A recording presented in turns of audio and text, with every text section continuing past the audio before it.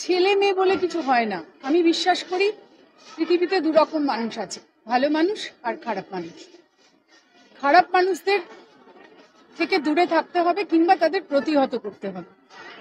আমি এই সেকেন্ডটা, বাচ্চাদেরকে আমাদের শেখাতে হবে যে কিভাবে ওদের প্রতিহত করতে হবে।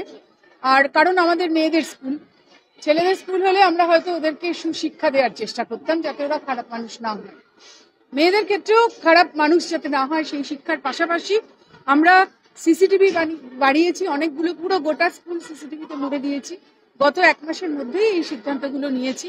2 নম্বর হচ্ছে আমরা ঠিক করেছি আগামী 25 সালের মধ্যে আমাদের প্রত্যেকটি বাচ্চা ক্লাস 5 to 12 ওরা জুজুৎসুর প্যাচ শিখবে, যাতে যত দুর্বলই সে হোক না কেন, যত হাইটে ছোটই হোক না কেন, যত বড় শত্রুই আসুক, কিছু মানুষের শরীরের দুর্বল স্থান থাকে, সেখানে অল্প আঘাত করলেই সে কিন্তু শুয়ে পড়ে।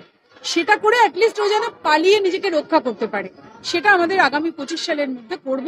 জায়গাটায় দাঁড়িয়ে আমরা কিন্তু ওদের ক্লাসগুলোতে ওদেরকে নীতি শিক্ষা যাকে বলি, আমরা যেটা ছোটবেলা পড়ে এসেছিলাম, ক্লাস হতো, বিভিন্ন নীতি কথার গল্প পড়তাম আমরা, এই জায়গাটা আমরা করার শুরু করে দিয়েছি। আগেও চলছিল কিন্তু হয়তো গুরুত্বটা অতটা ছিল না।